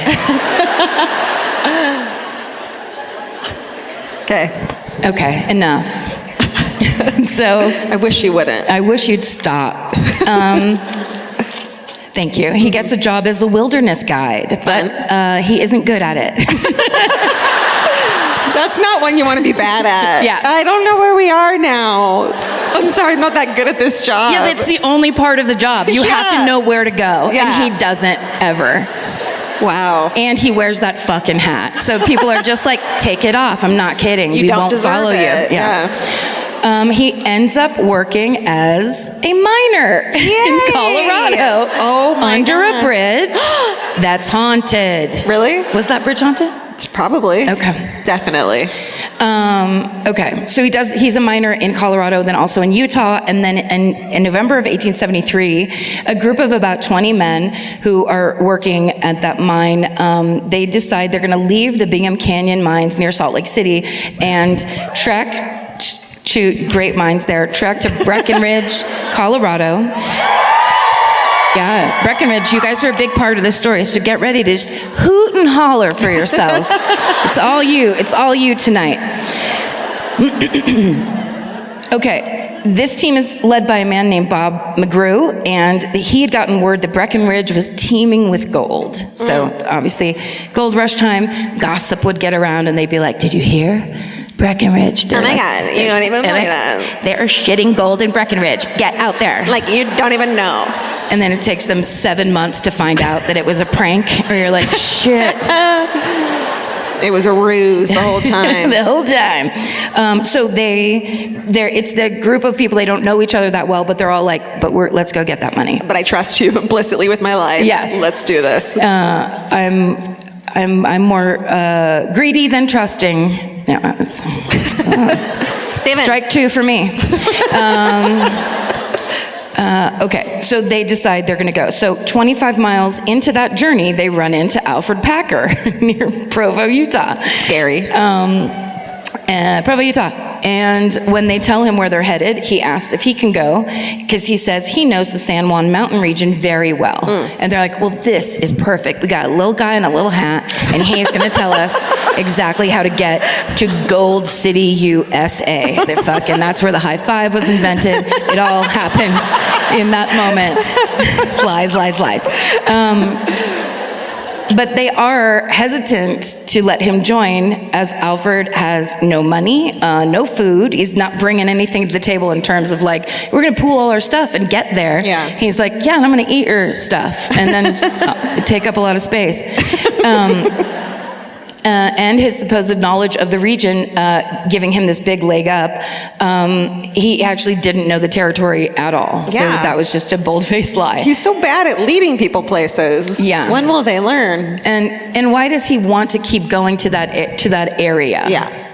It's like somebody that's like, I just want to do theater. And it's like, don't do it. You're bad at it. Don't. There he is. I think he would be played by Ben Kingsley, don't you think? Oh, very much. Mm-hmm. Yeah. Mm-hmm. Goodbye. So,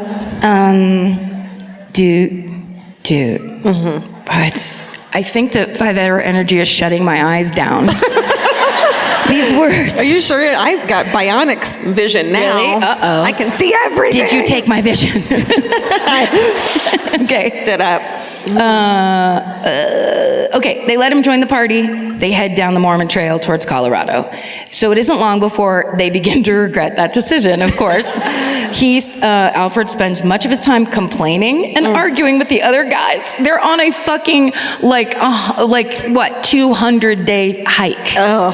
And then asshole that no one actually knows and isn't helping comes along. This is so boring. There's too much uphill. My shoes got dirty. Are we there yet? All right. Probably. That's exactly what happened. He also hogs the food and water rations for himself. Come on. He also doesn't seem to know the area, as we said. And of course, every so often, he has a seizure and freaks everybody out. Fuck. I mean, that's not his fault, but again, but still. Don't be a dick about it. If you're gonna have seizures, bring your own, donkey. Or so, you know what I mean? Bring something to the table. Make up for the lack. Yeah. If you're gonna drive everybody down, how about some fresh oranges? Something like that. Eat one less can of beans than everyone else. And stop arguing me about every single fucking thing around the campfire. Right. Okay, so he slows down their progress, and then to make matters worse, weather conditions are growing more severe. Snow starts to pile on the trail. Their wagons can't go a steady pace, and soon the trail is almost completely snowed over. They lose their way. They run out of food, of course, forcing them to resort to eating horse feed to stay alive. I've done it. It's not the worst thing that can happen to you. What is it like? Is it like birdseed? No. I don't know. Birdseed? I don't know any horses. It's not. With the food we fed lady, my Aunt Jean's horse, it's just it's oats. It's different versions of oats. And your sister forced you to eat it when you were a kid? Probably. I bet. Or I was just walking around by myself I wonder what this tastes like. No one can do anything. I can eat anything I want. A whole egg. My sister, whatever I find. My sister, when she was a toddler, once my mom watched her pluck a snail off a plant and put it into her mouth. No. How old? Like a toddler, like a baby. 15? I'm not going to out my sister on this one, shockingly. She had great taste. She liked escargot at a young age. So. Okay, so out of food. And as as that even starts to run out, the group considers... You okay? No. Want me to read it to you? Oh, you know what it is? It's that shadow. Wow. Focus on the problem and solve it. Don't adjust to the problem and let it stay. So we're going to have to add 5-hour energy to our writer, right? And every fucking show, it's crappening because this is the best show we've ever done. You're sweet. There's a There's a couple people out in the audience that are like, yeah, no, it's not. It's not. Okay. The group does eventually consider killing and eating their horses to survive. Oh, that's how bad it gets. That's so nice, though. Well, like, I'm surprised to hear that. I can't guarantee they didn't. Let's go with it. Let's say they didn't. Let's say they didn't. Let's say they actually took their own jackets off and put them on the horses. Aww. There's nothing like sadder than a horse standing in snow. That's so sweet of them. Yeah. Okay. We can just write a whole fan fiction about this story and never get to the cannibalism. Okay. Miraculously. Oh man, I'm gonna need some pronunciation help on this. I should have taken care of this before the show, but I was straightening my hair. Okay. Miraculously, on January 21st, 1874, they stumble upon a Native American encampment near Montrose, led by Chief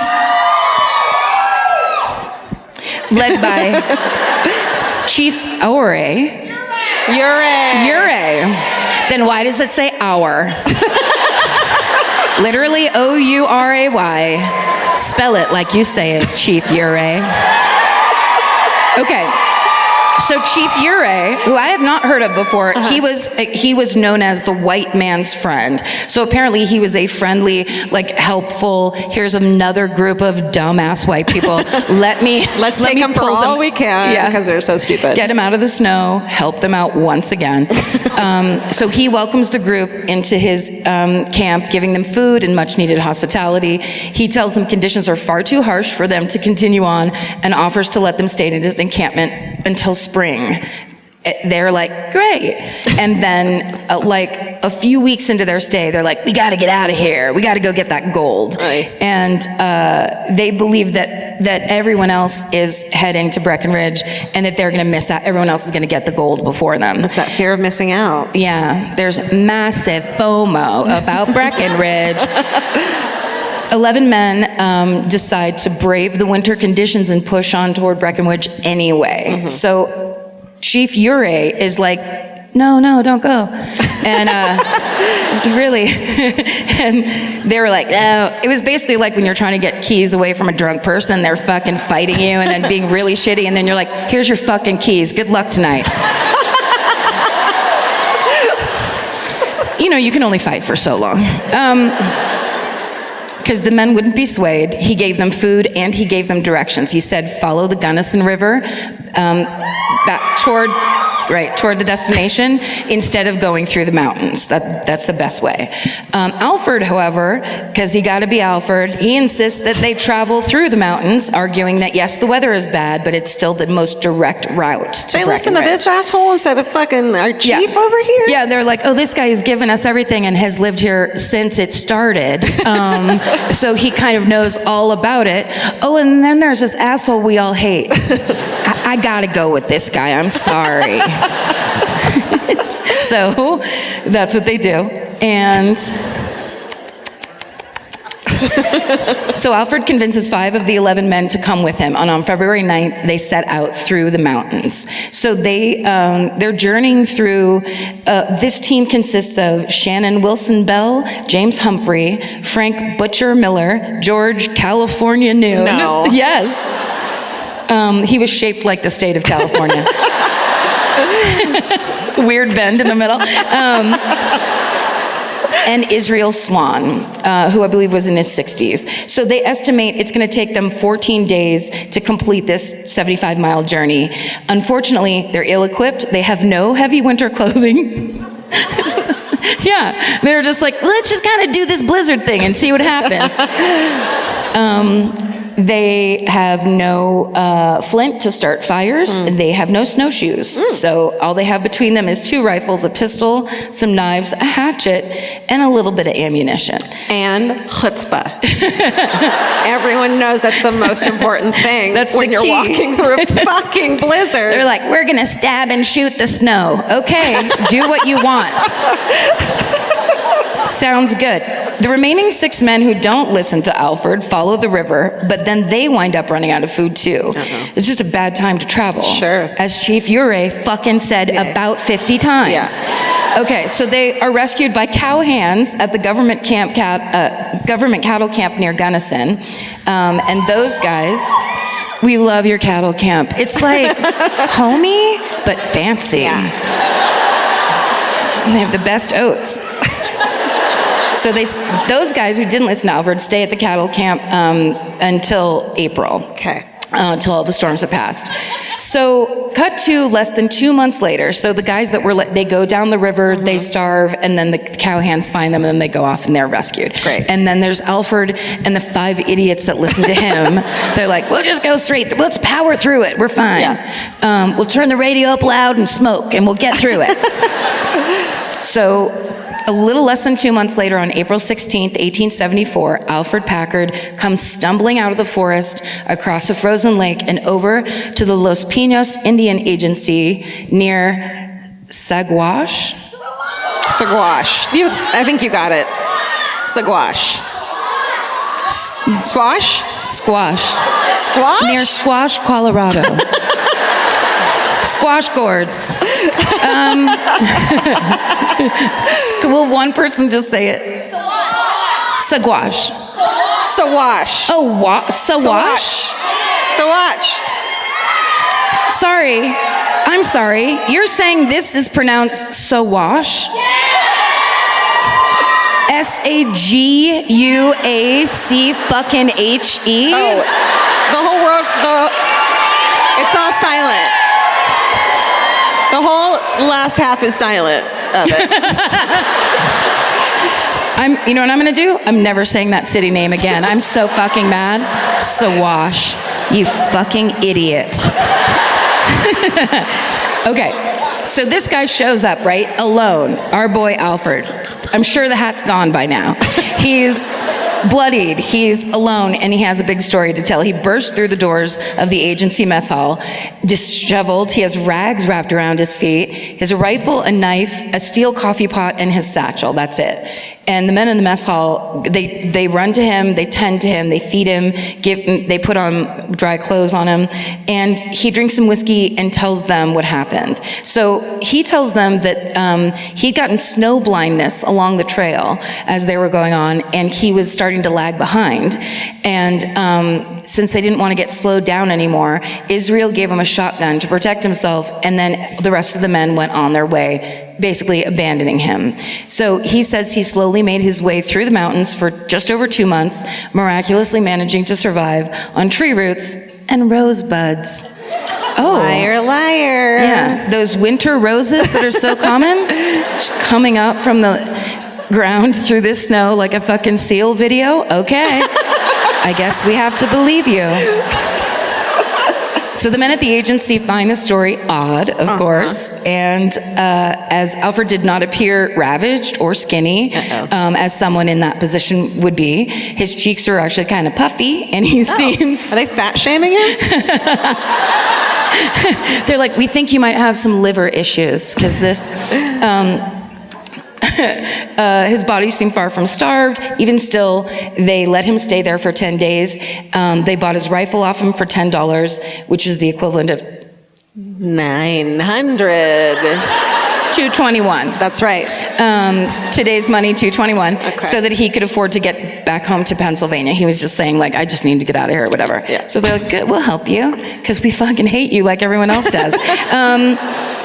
So at the end of his stay there, Alfred sets out for Saguache proper to purchase supplies, and then he's going to leave for Pennsylvania. He stays at Dolan's Saloon, which is run by, of course, owner Larry Dolan. Sure. Larry Dolan, that could be a more 2019 name. Yeah. We're like in the middle of all that, like, Jeremiah and, Alfred. And of course, there's Jebediah. Larry Dolan with his bolo tie. He's from Boston. He doesn't fuck around. Okay, so so Dolan notices that despite Alfred's story about falling on hard times, he is spending a lot of money. About $100 total during his stay there. He's stoked to be alive, and he's just like spending it up. Okay, I mean, you could say that. Okay. But during his stay, he spent $100, which is the equivalent of $2,214. Wow. So he was wasting money. Yeah. Much of it was spent on booze and drinking. He was drinking heavily throughout his stay. And as he drinks, of course, he starts getting loose-lipped. So he's telling and retelling the story of him coming out of the wilderness, but it's changing, of course. And then the story becomes that he became, quote unquote, detached from the other men rather than them abandoning him. So now it's some more of his idea. And I had to get away. I'm a lone wolf. I can't be around a lot of people. Several other of the saloon goers noticed that Alfred is, not only does he have a bunch of money, he uses a bunch of different wallets. I think men love that, though. Like in one night, if you use 4 different wallets at the bar. You look cool. Eelskin. Yeah. I mean, just stupid criminals tonight. That's what the fucking theme of this show is. Not thinking things through. No. So he's a sloppy drunk and a big timer. So he at one point offers to lend Larry Dolan, the saloon owner, hotel and saloon owner, $300, which is the equivalent of $6,000. And Larry's like, I'm just gonna write your name and number down here because you're a huge red flag. So a day or two into Alfred's stay there, a member of the original team that had stayed at Chief Urey's encampment named Preston Nutter. No. Yes. Preston Nutter. Poor guy. He would be played by like a Patrick Wilson type, where he'd be like all his uniform is perfectly clean, where it's like, what? It's the gold rush. How are you clean? It's me, Preston Nutter, here to straighten things out for everybody. So Preston Nutter arrives at Dolan's, and when he asks Alfred what happened to the rest of the crew, Alfred changes the story once more, telling him that he was warming his feet over the fire when the rest of the group went off in search of food, and he says Israel left him with the rifle in case anything were to happen, but then the group never came back. And he thought they abandoned him, so he set off without them. But of course, Preston Nutter is no fool. He doesn't buy the story, and he knows that those men are not the type that were just going to leave their own guide in the mountains by himself. They always say you can't fool a nutter. Fool a nutter once, fluffer nutter twice. That's just sound matching. That's not good comedy. Okay. The problem is my eyes won't go back to the place they were. What kind of drug addiction is that? Okay, so he doesn't buy it. He also questions where Alfred's getting all the money from, but it's when he notices that Alfred has Frank Butcher Miller's pocket knife that Preston confronts him. He's just like, this is all wrong and something happened. The two men get into a heated argument. Nutter threatens to hang Alfred. They're finally separated before a full-on fight breaks out. During this time, 2 of the men who had taken the Gunnison River path, suggested by Chief Urey, arrive at the Los Pinos Indian Agency where Alfred had stayed a couple days before. And those remaining 3 men from that group join them a few days later. And when they get there, all the agency men tell them what happened to Alfred and how he was abandoned. And all of them are like, no, that's not true. Knowing Alfred is a liar and an epileptic and an asshole, in that order. They know that the guys they knew wouldn't abandon anybody, and that Alfred was a liar. So they convinced the head of the agency, General Charles Adams, that Alfred must be brought in for questioning. So Adams sends one of his men to go to Sawash to retrieve Alfred through trickery. And so Alfred's told that this guy shows up and he's like, you have to come and join the search party. We have to go find these guys. You won the lottery, come back here. Yes. For a free cruise. Come back to Sawash for a cruise. So he goes, and then once he's there, they all question him, and they basically are like, we need to get this story straight from you. So all the men he traveled with, plus General Adams, question him and pick his story apart. Alfred sticks with the story that the money came from the man in Sawash who'd given it to him as a loan. So to confirm this, one of the agency members rides back to Sawash to find that man. They're like, fine, we'll track it down. There's no man. That guy doesn't exist. And then that guy who went there hears from witnesses that Alfred was there also using different wallets. So he was really flossing with those wallets in every town that he visited. So the agency officer rides back and confronts Alfred about the lie, and they set up a kind of a trial, and with the officers and General Adams serving as the judge and the jury. And then in the middle of the trial, which is great for storytelling, but I highly doubt happened chronologically, but still leave it alone because it's better for the story. 2 Ute tribesmen arrive at the agency with a shocking discovery. They have strips of white man's meat that they found nearby. Oh, no. Yes. So now Alfred breaks down crying and confesses that he was forced to eat his companions for survival. Oh, man. Right. Okay, so Alfred explains that he and the group ran out of food rations very quickly, and they subsisted on roots and rosebuds. Sticking with that one.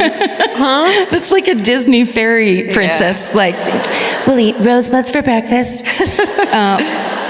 But it still wasn't enough, and then one day Alfred goes out to find firewood, comes back to find the other 4 men standing around the body of Israel Swain, who is the oldest man, and Alfred, who's just as desperate for a meal as the other ones were, agreed to eat Israel, because they were like, are we going to do this? It's back. He says they also found several $1,000s on Swan and agreed to split it between themselves. So that's where the money came from. And then once they ran out of food from Swan, the rest of the men decided together that they would eat whoever died next. Ooh. Right. Now this is, I also did the Donner Party when we were in, I think, Salt Lake City. Yeah. It's there's a lot of parallels, obviously. Donner Party was 27 years before. Okay. So they were the original. They did it first. This guy's a rip-off artist.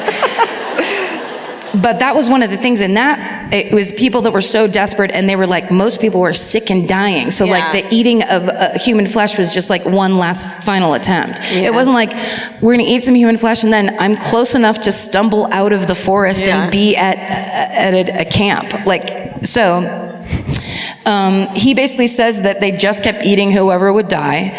And then at the end, it was him and Shannon Wilson Bell, and that Bell tried to kill him, so he had to kill Bell first and then eat him. And then walk about a mile to total civilization. Some of the men still don't believe Alfred, and General Adams, for some reason, trusts him. So to settle everyone's minds, Adams asks Alfred to lead them all out to the spot where the killings happened. And he does it, but he gets lost. Now, this is the part, right? If anything else happened, we would be surprised. It's right over here. It might have been over there. You ate people. Why don't you remember where it happened? But in the movie Ravenous, this scene is incredibly intense because the looking for the bodies turns into the lookers being hunted by Alfred. And it's a good movie, but it's not totally factual, but it's so good, and there's like death caves with bones. I've got to wrap this up. Okay. Okay. Now I have to find my goddamn place again. Why? Okay, so he's like, I don't know where to go. This doesn't look right, or whatever. And I lost it again. One of the men from the original team gets angry, calls Alfred a liar, and then so they just have to go back. They're like, oh, we can't find it. We have to go back. On the way back to the agency, Alfred attacks that man with a knife, and it is about to murder him when the other people catch him.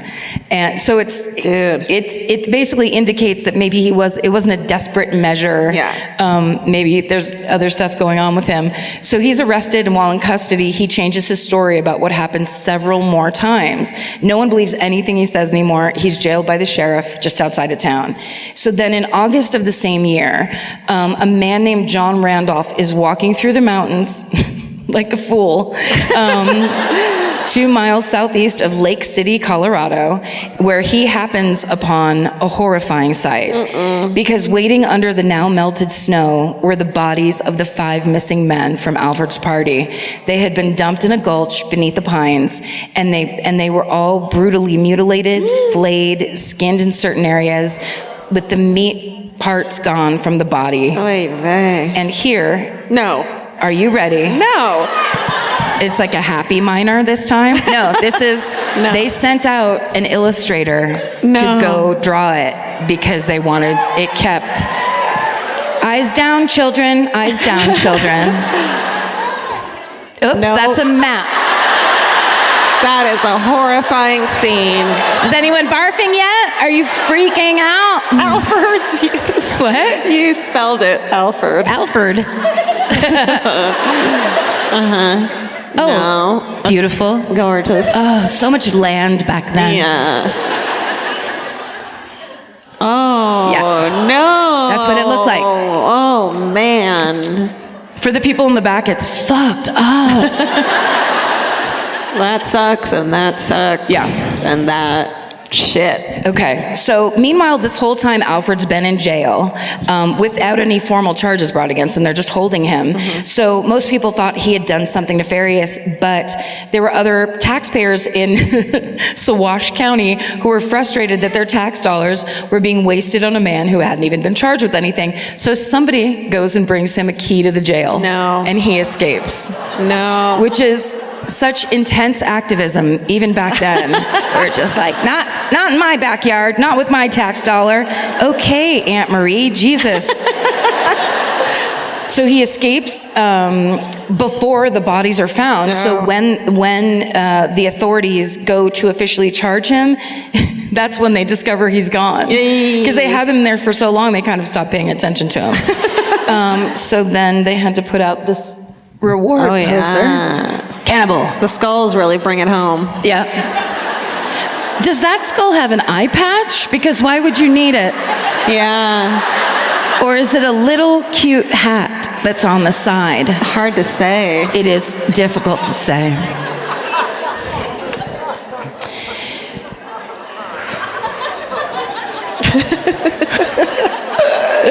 I said all that. Reward poster. Okay. On March 11th, 1883, a man named Jean Frenchy Cabezon, this is the one I was waiting for, Frenchy comes into the scene. One of the original members of the expedition group to Breckenridge, and he is coming through Cheyenne, Wyoming, and oh my God, is that everybody from Wyoming? The whole state came to the show. Thank you. On horseback, you say? Bareback?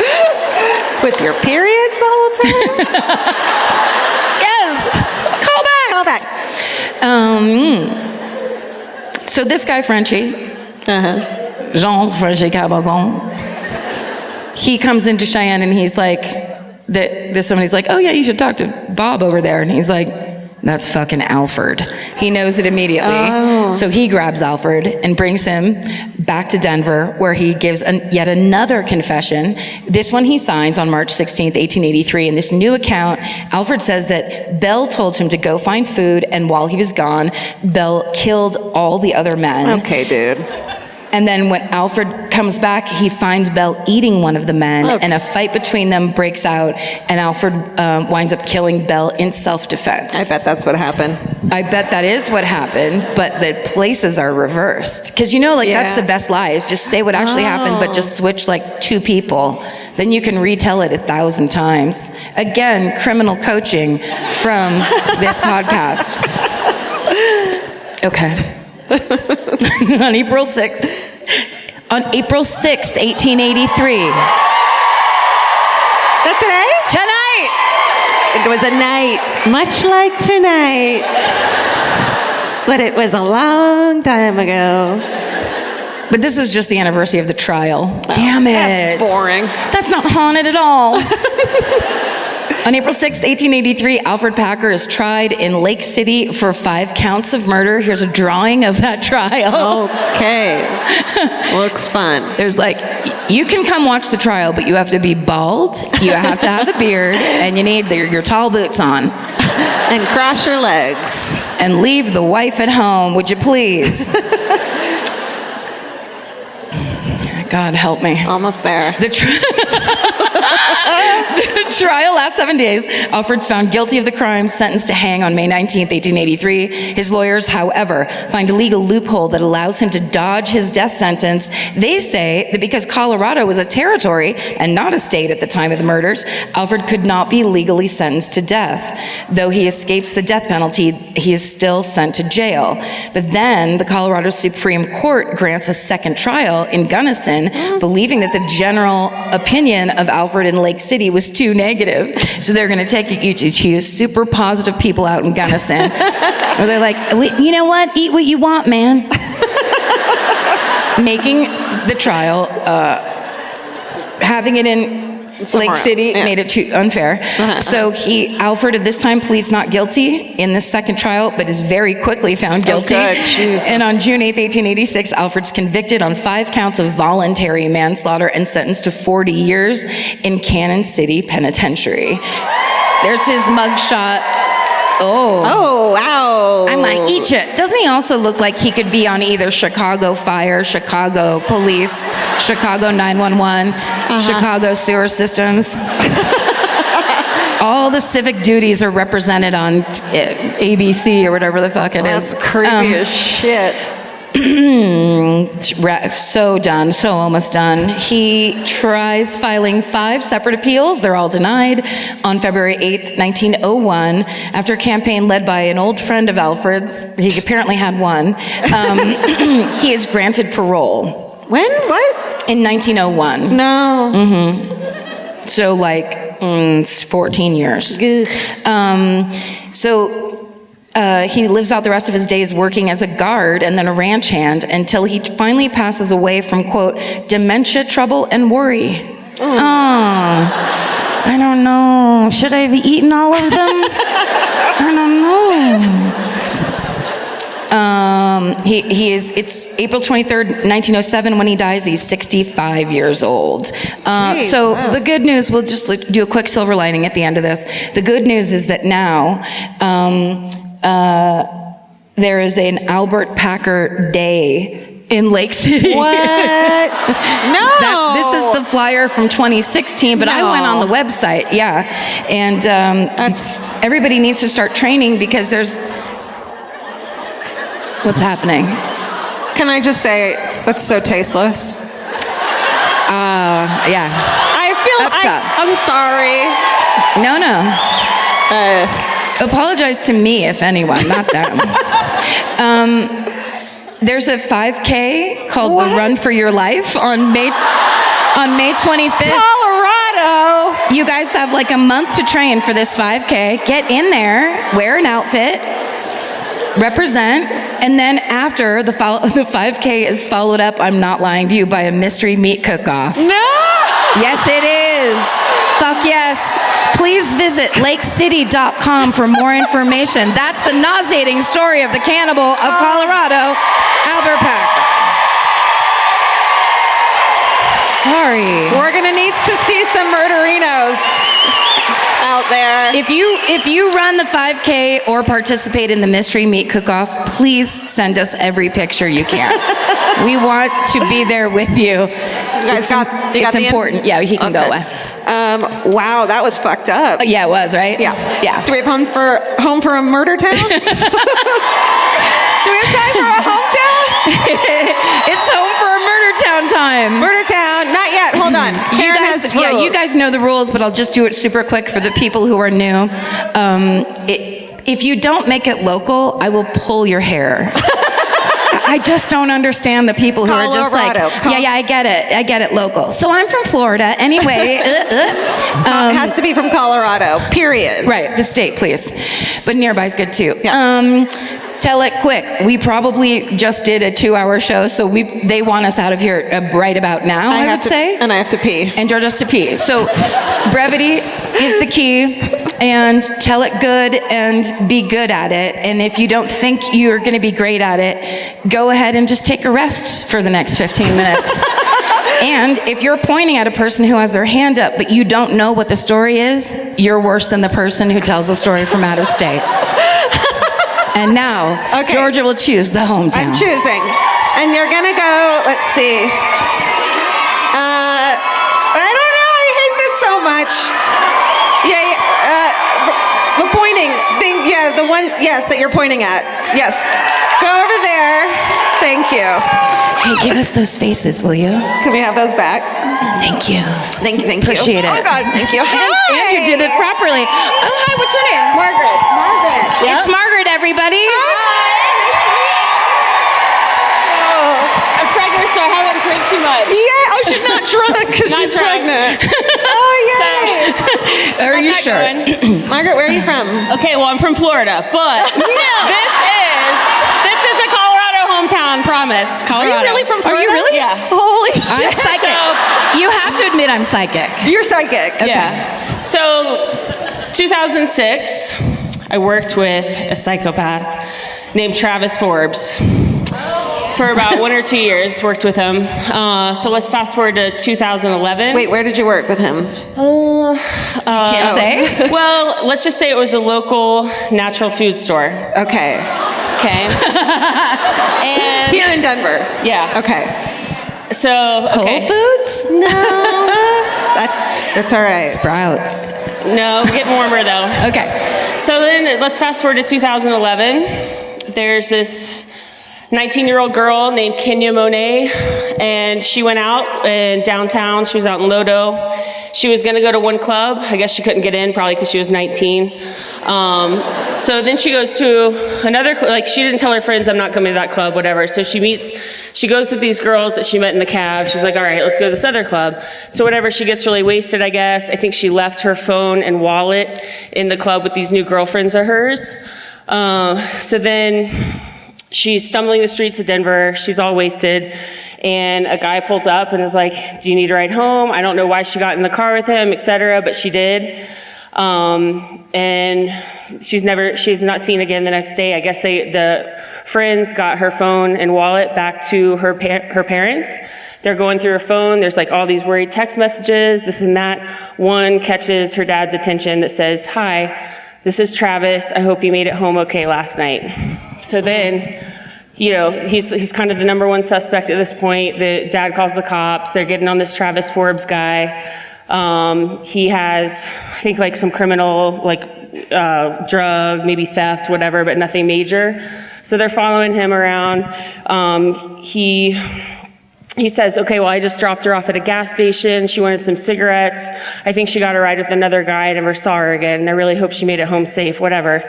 So, so time goes on, and they're trying to follow him. I think he stole a car, fled to Texas all of a sudden. They were tracking his cell phone records that night, and they pinged his cell phone out in the plains of Colorado, northwest of here or northeast of here, or whatever. So that happens, and so what happens next? Sorry. So then his white van. He has a white van. Okay, hopefully she didn't get in that, because then that's a really red flag. The worst red flag of all time. So the cops get in his white van, and it's just reeks of bleach. There's new carpet. He makes his own gluten-free granola at this point. He's owning his own company. So They have video footage of him going to his bakery space that he's renting out from another lady with a huge cooler, dragging this huge cooler into a walk-in freezer. And they're like, that's weird. You don't usually have to freeze granola. Like, what's he doing? Then he turns off the camera. So they're like, okay, this guy's sketchy. So but they just don't quite have enough on him yet. So then 3 months later, it's July 4th, he's in Fort Collins. So there's like fireworks, Fort Collins, 4th of July, whatever. So he finds another girl he wants to attack, I guess, and gets back to her apartment, rapes, thinks he beats her to death, covers her body in bleach, and sets her apartment on fire. Well, that girl turns out she's a badass, right? So she wakes up, jumps out of her second floor. She's like in a coma, whatever. So she's in the hospital in a coma. They get underneath her fingernails and find DNA, and it's Travis Forbes' DNA. Holy shit! Yeah. So then that's it. So then they have him in jail for the attempted murder and arson of this second girl. And that's when he, under pressure of the detectives, confesses that Kenya Monet, the night of her disappearance, passed out. He raped her once. He decided he could do it one more time. She woke up the second time, and he killed her, buried her in a shallow grave in the plains of Colorado.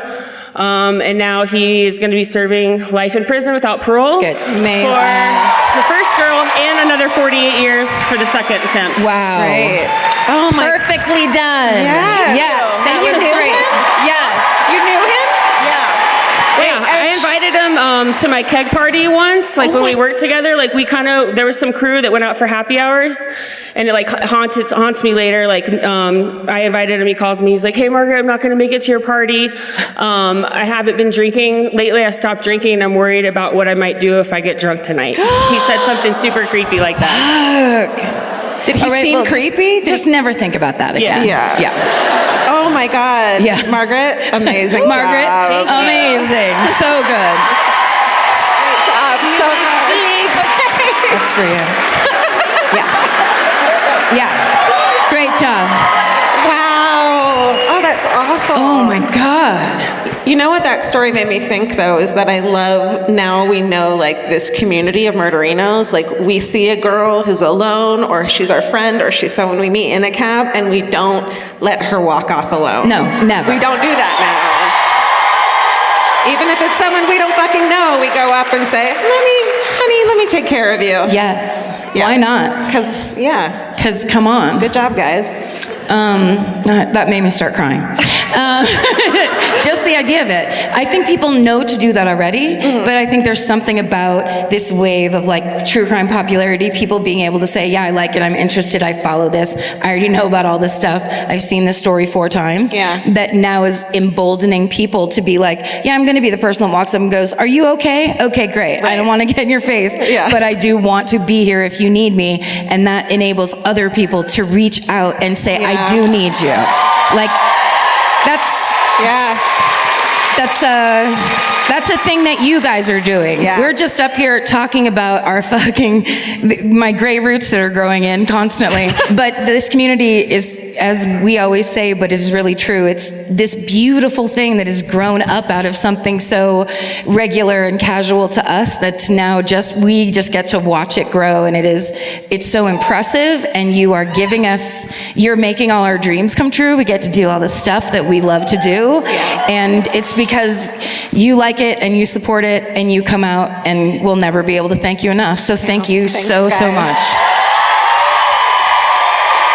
And thanks for another amazing show, Denver. We fucking love it here. This was perfection. This was awesome. perfection. I was worried. They said this show is sold out and it's 5,000 seats, and I'm like, it's gonna be fucking mayhem. I'm gonna have to yell at every single individual person. How can I control this? And you guys were a beautiful, perfect audience. Thank you so much. Thank you for being here. Thank you for listening. We adore you guys. Stay saved. Do God's mission. Yes. Always. Please.